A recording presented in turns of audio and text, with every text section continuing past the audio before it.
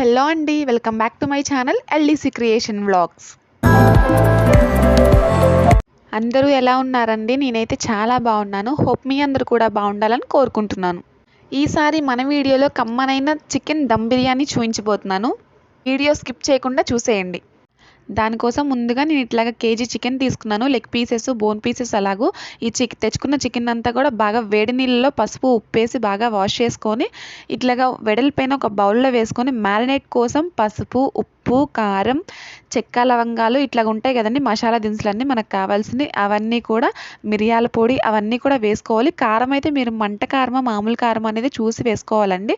And అలాగే కొత్తిమీర, పుదీనా అన్నీ కూడా వేసుకొని అండ్ అలాగే ధనియాల పొడి, గరం మసాలా అండ్ అలాగే కొంచెం ఒక కప్పు పెరుగు వేసుకొని బాగా చేత్తో మిక్స్ చేసుకొని ఒక హాఫ్ అన్ అవర్ పాటు పక్కన పెట్టుకోవాలి. ఇట్లాగ పక్కన పెట్టుకోవడం మీ ఆప్షనల్.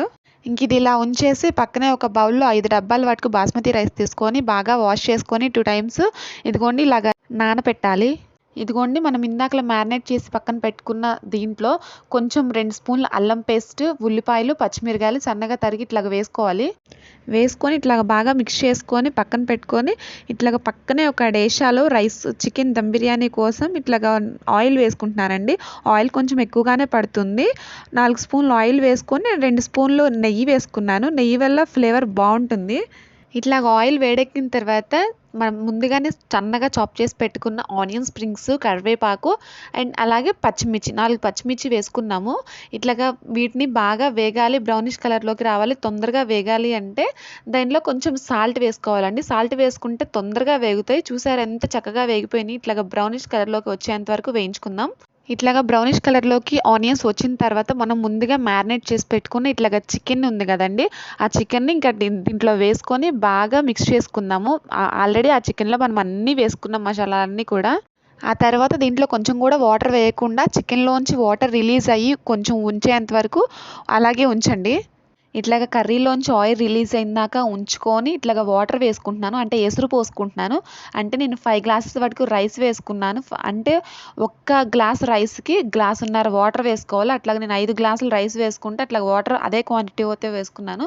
వేసుకొని సాల్ట్ వేసుకొని సరిపోయిందా లేదో చూసుకొని ఇట్లాగ ముందుగానే ప్లేట్ పెట్టేసుకునే ముందర ఉప్పు, కారం సరిపోయిందా లేదో కరెక్ట్గా చూసుకొని ఎసురు బాగా కాగిందాక ఉంచుకొని ముందలుగానే నానబెట్టుకొని ఈ బాస్మతి రైస్ ఉంది కదండి, ఇట్లాగా బాస్మతి రైస్ అంతా వేసుకున్నాను.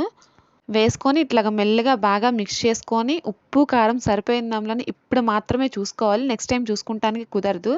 అంతా కరెక్ట్గా సరిపోతే ఇట్లాగ ప్లేట్ పెట్టేసుకొని ఒక 15 మినిట్స్ ఉంచుకొని మళ్ళీ తీసుకొని ఇట్లాగ చూసుకోవాలండి ఉడుకుతుందో లేదో అని చెప్పేసి. చూసారు కదా ఎంత బాగా ఉడికిపోతుందో.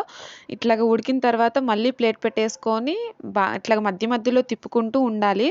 చూసారు కదా ఎంత చక్కగా ఉడికిపోయిందో చికెన్ దమ్ బిర్యానీ. ఒకసారి ముక్క ఉడికిందో లేదో అని చూస్తున్నాను. చూడండి ఎంత చక్కగా ఉడికిపోయిందో. అసలు మా లెగ్ పీస్ అయితేనే చూస్తుంటేనే నోరూరిపోతుంది. చాలా మెత్తగా సాఫ్ట్గా ఉడికింది.